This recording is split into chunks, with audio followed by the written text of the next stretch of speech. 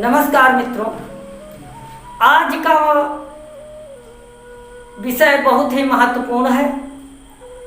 आज बात करते हैं कि यात्रा हमें किस दिन किस समय करनी चाहिए। तो यात्रा का विचार करने से पूर्व हमें जिस दिशा में जाना है उसकी दिशा का ज्ञान होना आवश्यक है।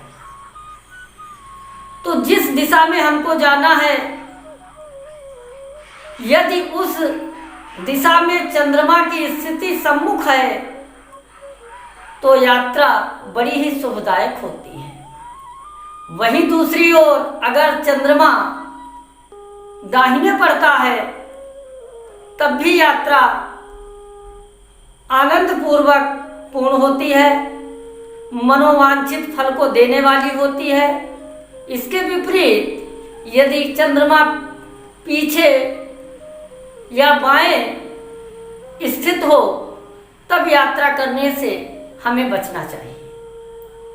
अब ये कैसे जानेंगे कि जिधर हम यात्रा कर रहे हैं चंद्रमा की स्थिति क्या है, तो हम उसको आपको एक उदाहरण के रूप में समझा रहे हैं।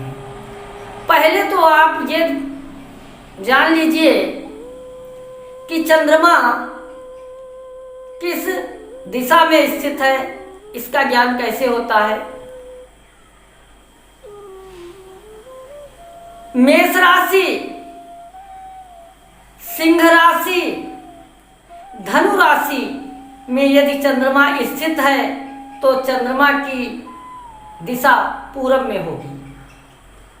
वृष राशि, कन्या राशि, मकर राशि में यदि चंद्रमा स्थित है तो चंद्रमा की दिशा दक्षिण होगी।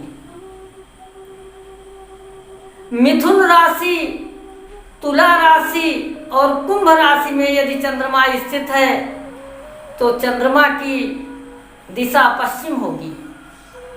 कर्क राशि, वृश्चिक राशि और मीन राशि में यदि चंद्रमा स्थित है तो चंद्रमा की दिशा उत्तर होती है। अब जैसे बात करते हैं कि हमको पूरब जाना है, तो पूरब जाने पर यदि चंद्रमा मेष राशि में है, सिंह राशि में है, धनु राशि में है तो चंद्रमा सम्मुख पड़ेगा। ऐसी स्थिति में यात्रा करने से हमको लाभ मिलता है, शुभ लाभ हमें मिलता है, यात्रा सुखदायक होती है। और वहीं यदि चंद्रमा वृष राशि में है, कन्या राशि में है, मकर राशि में है तो पूरब जाने से चंद्रमा हमारे दाहिने पड़ता है। ऐसी स्थिति में भी यात्रा हमारे लिए सुखदायक होगी। तो इस प्रकार से चंद्रमा का विचार हमें यात्रा के दौरान करना चाहिए। अब बात करते हैं दिक्सूल की।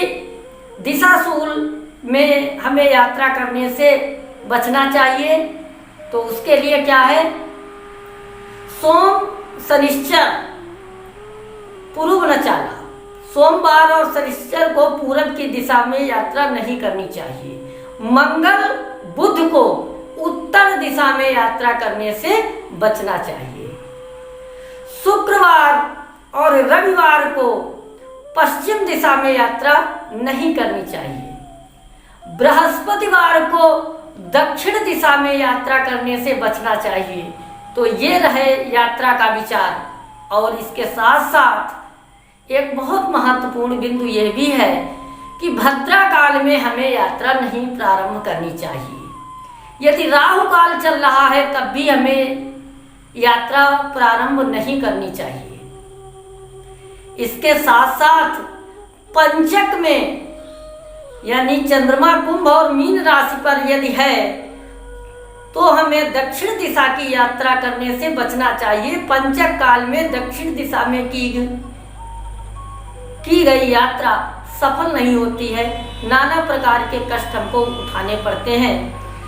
तो मित्रों, आज हमने आप लोगों को